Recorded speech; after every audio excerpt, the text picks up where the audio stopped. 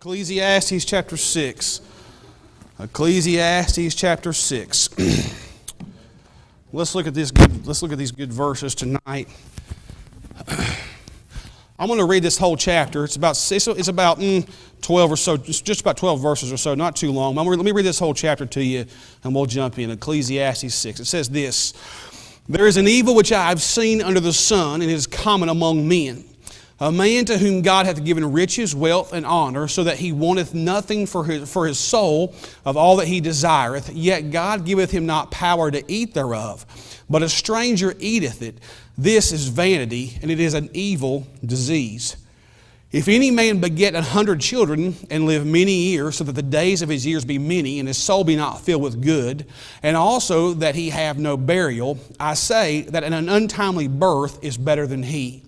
For he cometh in with vanity, and departeth in darkness, and his name shall be covered with darkness. Moreover, he hath not seen the sun, nor know anything. This hath more rest than the other. Yea, though he live 1,000 years twice told, yet hath he seen no good. Do not all go to one place?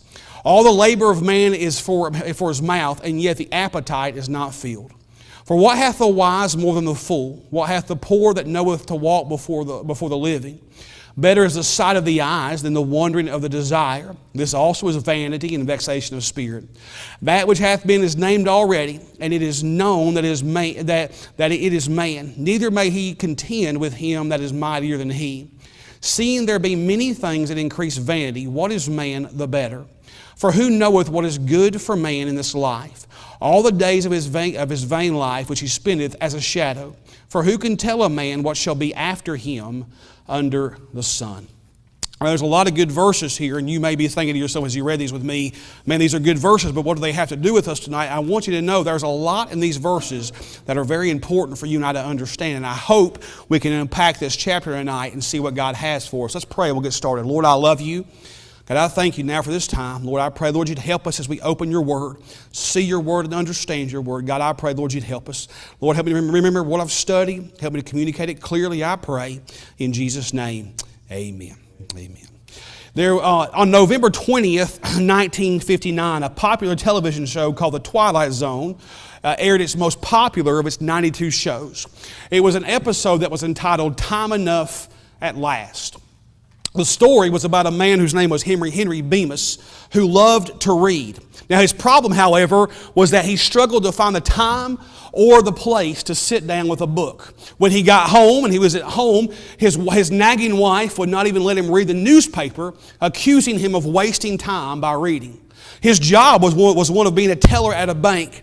And one day, while at the bank working, he was reading a book called David Copperfield on the Job, and it caused him to shortchange a customer.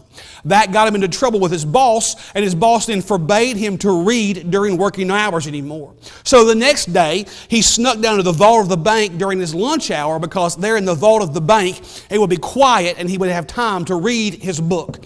But suddenly, while he was reading this book, there was a huge explosion above.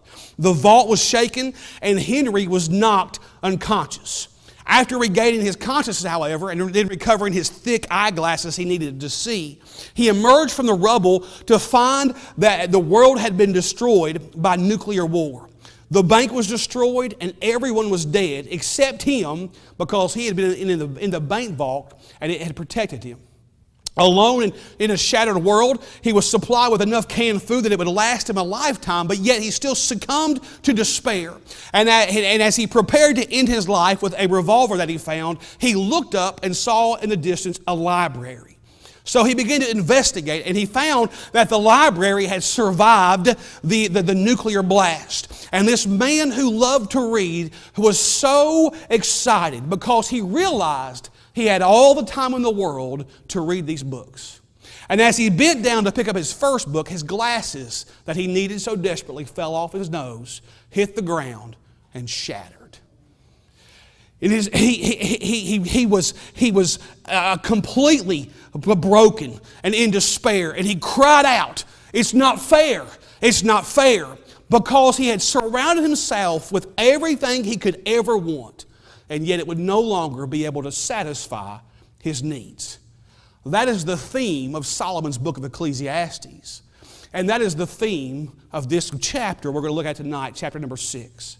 You know, Solomon to me is almost like a person who walks 2 steps forward just to take 3 steps backwards. Solomon, he looked in chapter 5, looked like he was making some progress in his despair. He pointed a lot in chapter 5 to the Lord. But now it's in chapter 6, it's almost like he's taking 3 steps back and he slips once again into despair, viewing life as being nothing more than empty and vain and a waste of time. Solomon once again has found himself on a spiritual roller coaster, revealing his double-minded ways. He had it all, yet he had nothing because Solomon had left the Lord out of his life. Solomon is honestly like so many Christians today. You and I are surrounded by so many things that pull at our attention, that grab at our hearts. We're caught up in the great rat race of our day, and we have forgotten the one who has given to you and I everything. You know, Hosea put it about God's people in his day like this. In Hosea 13, he was talking about how God had given the people of Israel everything, and he had provided to them everything. But in Hosea 13:6, he says this. He said, according to their pasture, so were they filled. They were filled, and their heart was exalted. And then God said this, therefore have they forgotten me. Without placing God at the top of our list and making Him the preeminent one in our life, you and I can have everything and yet have nothing in this life. The truth of the matter is our satisfaction is not guaranteed. I even like how our founding fathers wrote in our founding documents that you and I are guaranteed some things like life and liberty, but then the only thing we're guaranteed about happiness is that you and I can pursue it. You and I have never been promised satisfaction in this life. But when you and I look at this chapter, when I looked at this chapter, I began to see 2 very distinct men in this chapter. The first man I see is what I would call the frustrated man. And the second man I see would be what I would call the fulfilled man. And what I want to do tonight is look at this chapter and look at the lives of these 2 men we find in this chapter. And I want to show you how important it is to put aside the frustrated man so you and I can become the fulfilled man. Let's look at this chapter. First of all, let's talk about the frustrated man. You know, in verse number 1, as Solomon begins to look around once again at the world, he notices again an evil. That's what he said in verse number 1. There is an evil which I have seen under the sun, and it is common among men. That word evil is from the Hebrew word ra, and it means misery or distress or adversity or tragedy. You know, the thing about this misery that Solomon viewed and observed in his life was that it was not just seemingly for a select few group of people. It was really a common misery that affected many people. It affected not only Solomon himself and Solomon's friends, but so many people in the nation of Israel at that time, and so many people in our day are affected by this misery of life. It was the tragedy of a frustrated life. And then he begins to mention some of the characteristics of the frustrated man and what makes up the frustrated man in this life. And I wanted to share with you quickly because I'd like to get to the fulfilled man if I can tonight. The first thing he mentions as we look at this chapter when it comes to the frustrated man is he mentions the possessions of the frustrated man. Verse 2 he says this, a man to whom God hath given riches, wealth. Riches and wealth. And then he goes on to say, and he says, so that he wanteth nothing for his soul of all that he desireth. And then we realize that in this statement that Solomon is talking about this man who has great possessions and is surrounded by great ability and great access to whatever he could have that was his soul could desire. I read this story this week about an old Aesop fable about this dog who was crossing a bridge with a bone in his mouth. And as he was crossing the bridge, he looked down and in the reflection of the water, he saw another dog with a bone. Well, this dog desired the bone of that dog he saw. And so he reached out in the water to grab that bone, and when he did, his bone fell out of his mouth and hit the water, and he came back with nothing. You know, he was not satisfied with what he had, and he wanted it more. And in the end, his desire to not be satisfied with what he had and want more left him completely and totally empty. And that's what Solomon is saying here in verse 2, that a man may have riches and wealth so that his soul could desire nothing, and yet at the end of the day, all the possessions this man could have, it does not satisfy this man's soul. It is nothing more than an evil disease eating the person alive. They see what others have, and they want more. They have to have the latest and the greatest, the bigger home, the fancier car, more toys, the latest tech. Whatever they have is just simply not enough. You know, in my study this week, I've read a lot, and I found out that, you know, there are some people who, in this great desire to please themselves, they build great houses or do great things, and when it all is said and done, they find that it just leaves them nothing but empty. I read about this Christian organization out in Colorado called the Navigators. And they told this story about how they were able to purchase their headquarters for their organization. There was a wealthy man there in Colorado who, in hopes of pleasing his wife, he built a large 35-room English-style mansion. And he spent millions upon millions of dollars on this building. And on the day that he moved his wife in, he surprised her with this 35-room mansion. He moved the family in. The wife walked in, took one look around and said, "I don't like this. This is not what I want," and walked back out. And the man had to sell that home, and he did to this group of people called the Navigators. He spent millions of dollars in hopes to please, and yet when it was all said and done, it was not enough to satisfy. That is the nature of the world you and I live in. We are told to desire this thing that we would call the American dream, the home with the white picket fence and the 2 cars in the driveway.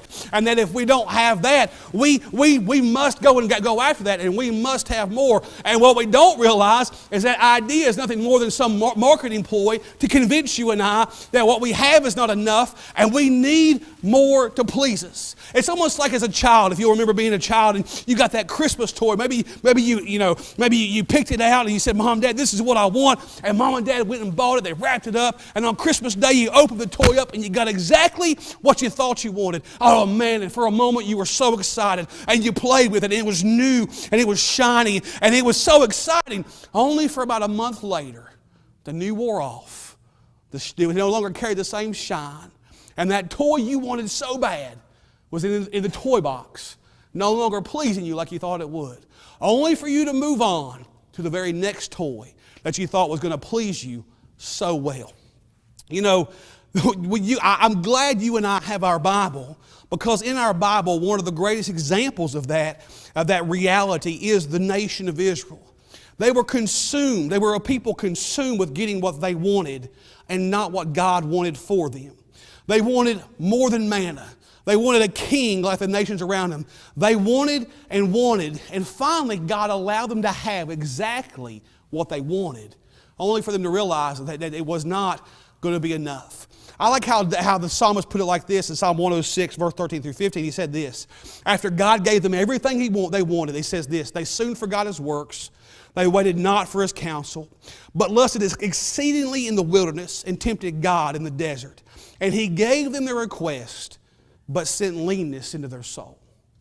Oh, friend, can I tell you, you and I should be cautioned that if we complain enough, God may give to you and I exactly what we think we want, and you and I may lose exactly everything we had. The frustrated man is a man who was consumed by his possessions. But he's not just consumed by his possessions, he's consumed by his power. Because there in verse number 2, we see that word honor. A man to whom God hath given riches, wealth, and honor. This same verse, we don't just see possessions, but power as well. That's that person who seeks their whole life to weigh power over other people. They seek promotions for their personal gain. They seek political office to influence others for themselves. It's the husband who lords his authority in his home and looks at his family as nothing more than subjects in his little kingdom.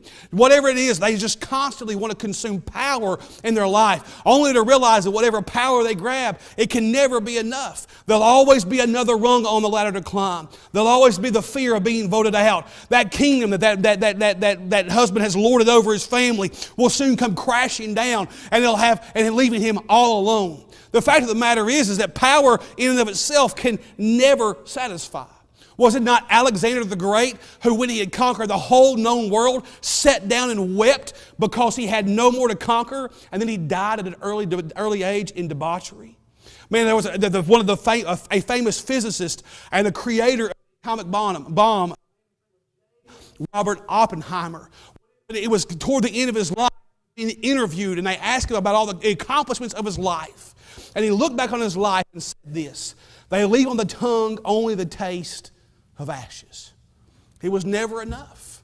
Whatever power he gained, he could never satisfy. And the frustrated man in life will be the man who constantly seeks power for his own self, only to find out that whatever power he may gain, he'll only want a little bit more, and it will never satisfy. The frustrated man is the man who seeks possessions, a man who seeks power. But then can I just say this? Verse 3 through 6, we see the frustrated man is the man who seeks only personal pleasure. Look at these verses. It says this: "If a man beget 100 children, and they live many years, so that the days of his years be many, and his soul be not filled with good, and also that he have no burial, I say that it is an untimely birth is better than he." Now, during biblical days, it was a very honorable thing for a person to have children. They were considered to be a great joy and a great blessing from God. And can I just say, that's because they are. But having children also helped to ensure that your heritage would continue on. But here Solomon begins to make a hypothetical statement. What he says in these verses is that if a man were to have 100 children, oh my goodness, 100 children.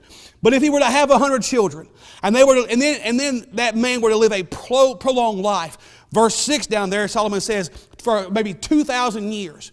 But yet, while he had all these children, and he had this great expanse of life, if his life was lived for no good, if it was a life that was lived only to satisfy his own personal pleasures, then that life is nothing more than a wasted life. Solomon actually says that it would have been better at the end of verse 3 that man would have had an untimely birth, that man would have died at a young age, or maybe that man would have been, or some miscarriage would have happened in the womb. It would have been better for that man never to have been born than to have been born and had so many children and a prolonged life just to waste his life on his own personal pleasure. In fact, Solomon states that if his life was so bad that in the end, the person who died did not even receive a burial, which at this time, for a person not to receive a proper burial was considered a curse upon the life of that man, that his life was lived so wickedly that his 100 children didn't even care enough about him or love him enough to give him a proper burial, that man had a wasted life. You know, the mantra of the day you and I live in is one that says this: "Let us eat and drink and be merry, for tomorrow we die." But can I just say, that leads to a pointless and a purposeless life. You know, that idea is why families are in shambles tonight. It's why suicide rates are skyrocketing. It's why drug abuse and alcohol abuse are on the rise. The world that demands that you and I live for selfish pleasure. And yet you and I have to understand that will lead to a frustrated life, because pleasure can never truly satisfy. This frustrated man, he is consumed by his possessions. He is consumed by the chase for power. He is consumed by his own personal pleasure. And then he is consumed by the production of life.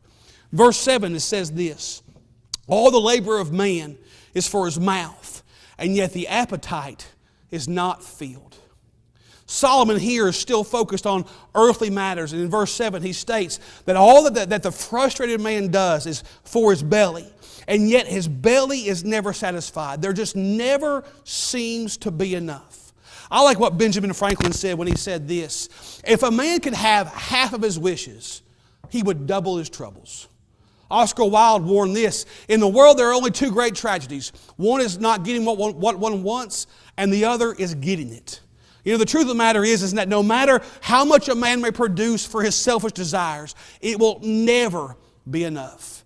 And when you and I look at these verses, I see the great characteristic of the frustrated man. Because the frustrated man is a man whose world is wrapped around one thing, and that is himself and himself alone. And you and I have to be very cautious. Man, the day and age that you and I live in, it promotes the idea of promoting yourself. Be all about you. What do you want? How can you be happy? But friend, the end result of that life is a life lived in nothing more than frustration. Frustration. But as I look through the rest of these verses, I see another man. See, so we've seen the frustrated man, but in these last several verses, I see what I would call the fulfilled man. You see, Solomon begins to ask some questions in these final verses, and as he wraps his thoughts up here in chapter 6. But it's in these questions you and I can gain great understanding about what a fulfilled man looks like. And I want to share three things with you if I can. The first thing I see about a fulfilled man is that a fulfilled man is a man who is content in his possessions. Look at verse number 8. For what hath the wise more than the fool? What hath the poor that knoweth to walk before the living? Better is the sight of the eyes than the wandering of the desire. This is also vanity and vexation of spirit. You know, in verse number 8, Solomon here poses a great question. He says, what really, in the grand scheme of eternity, does a rich man have that a poor man does not? You know, the world would convince you and I that they must have more joy because they have more possessions. Their home is bigger. They have the nicer car. They have the bank account. They don't have to wonder and worry about the next paycheck that's coming the way. But what you and I see is that according to the Word of God, in the grand scheme of eternity, there is no difference between the rich and the poor. The fulfilled man has learned that they can find contentment in what they have, because they worship God and not their possessions. I like how Paul said it to Timothy in 1 Timothy 6, 7, and 8. He said this, for we brought nothing into this world, and we can take nothing out of it. And having food and raiment, let us therewith be content. You know, I'm not saying tonight that there's anything wrong with having nice things. There's not anything wrong with having nice things. If God has given you the ability to have a nice car, great. Let me write it here sometime. If you have a large home, great. I'm glad for you. I really am. But I will say this, there is a big difference in you owning your possessions and your possessions owning you. Too many Christians today are so caught up in their own possessions that they don't realize that their possessions have become their God, and they live their life to enjoy simply the things of their life. The fulfilled man, however, realizes that what they have has been given to them by the hand of God, and whether it be a lot or whether it be a little, God has given it to them, and they remain thankful and humble before the God who has provided it to them. I like that great statement in verse number 9. Better is the sight of the eyes than the wandering of desire. Boy, it's much better to go outside and look at a car that may have a little rust on it, may have a lot of miles on it, and say, hey, God, I thank you for the car I have. Then it's like, but it'd be a whole lot better if it was this. Boy, it's better to be thankful for what you have than constantly find yourself bitter because of what you don't have. It's a whole lot better to look at your home and say, Lord, I know it ain't much. I know it may be tiny compared to others, but Lord, thank you for the roof over my head. Lord, thank you for the food in my cabinet. Lord, thank you for taking care. Thank you for the lights. Man, in the summertime, thank you for the air conditioning. Thank you for the heat in the winter. Lord, thank you for what I have, rather than getting bitter because you don't have what everybody else has. Boy, it's much better to be thankful for the sight of your eyes and what you see than constantly find yourself in the wallowing in the desire of what you don't have. But the fulfilled man is the man who's found himself content in his possessions. But there's more about the content man. The content man is also the man who has found himself content in his place as well. Look at verse number 10. That which hath been is named already. And it is known that it is man. Neither may he contend with him that is mightier than he. Seeing there be many things that increase vanity, what is man the better? You know, this verse, Solomon lets us know the vanity or the emptiness of contending with God about our place in life. You know, many Christians are convinced that somehow God has made some grave mistake in their life by placing them where they are. And they contend with God in hopes that He might change their station in life. That word contend, it means to argue or to strive or to plead. And they see their station in life and they're fully convinced that God has made some mistake and they deserve more and they deserve better. And so they find themselves in an argument with God, pleading that He change their place in life. Not for God's glory, but for their own personal vanity.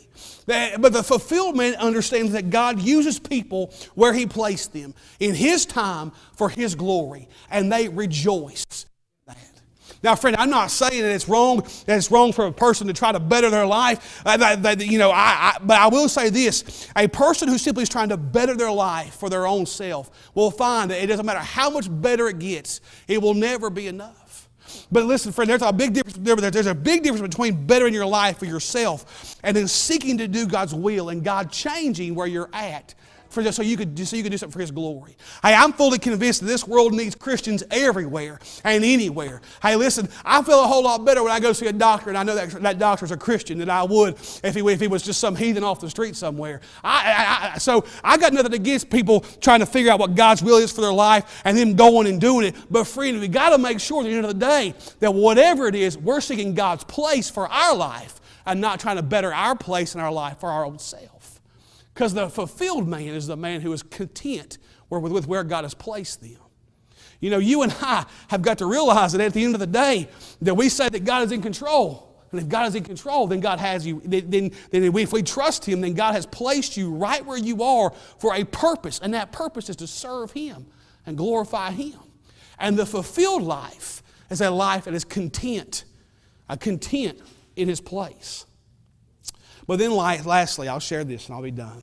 The fulfilled life, the fulfilled man is a man who is content in his path. Because in verse number 12, Solomon asks one more good question. He says this. It's not a good question, excuse me. It's a question that's asked in Solomon's carnal state. Here's what he says. For who knoweth what is good for man in this life? All the days of his vain life which he spendeth as a shadow. You know, he asks this question in this carnal mindset that Solomon is in. He says, who knows what is good for man in this life? Well, I'm glad to tell you, and I would tell Solomon as well, I know who knows what's good for man in this life. God knows what's good for man in this life. He knows exactly what is good for His children in this life. The fulfilled man understands that whatever the path of this life may take, he has learned to fully trust in God, knowing that God's way is best. That's why a fulfilled man can delight himself in the Lord no matter the circumstances that life may bring. You know, that means that if the path leads down a good day, man, the fulfilled man can rejoice, knowing that God has given him a good day. But if the path had to lead down some dark roads, some sad roads, some dangerous roads, the fulfilled man can find himself content in that place as well, because he knows that God put him there for a purpose and for a reason. Can I tell you something? Solomon was a man who understood that in his earlier days. Solomon was a man, when he first became the king, we know Solomon was a wise man. God blessed him. And as Solomon began to write his most famous of all three of his books, he said this in Proverbs chapter 3. Proverbs 3, verses 5 and 6. And I would dare say most of us know these verses. Trust in the Lord with all thine heart, and lean not to thine own understanding. In all thy ways acknowledge Him, and He shall direct thy paths. That means for me, and if it's for nobody else, it's for me. That means that if I trust in the Lord, if I believe His way is best, if I lean on Him, then no matter what path He directs me down, then I can find myself content there, because I look to Him. I lean on Him. I trust Him. And if I can trust Him and lean on Him, then whatever the path may be, I can find myself content. And the content man, the fulfilled man, is that man who has found himself content in his possessions, content in his place, but content on the path that God has put him on. You know, friend, I've made this statements like this before, but man, you know, one of the most interesting things to me in life is how God has used people in my life to help me as I watch them go down paths that I've never had to trod. And when they trusted Him, and they leaned on God, and they found themselves content, that has helped people like me realize that when I have to walk down that path, I can trust Him, and I can lean on Him, and find myself just as content and fulfilled as they were. And friend, you know, as Solomon, the book of Ecclesiastes is hard. It's going to start getting better soon, trust me. But man, right here, right in the middle of this book, we're halfway through this book right now. Man, Solomon has found his life not in a fulfilled place, but in a frustrated place. And if the wisest man who ever lived could end his life frustrated, then I can too. But I don't want to end. I want to have a fulfilled life. I want to find myself content with what God has given to me. Content with the place I'm at. Content with the path I'm on. But the only way to do that is to trust in the Lord with all mine heart and lean not to mine own understanding. In all my ways acknowledge Him. And then He can direct my path. And then I can end fulfilled. Heads bowed, eyes closed. Brother Brian's going to come.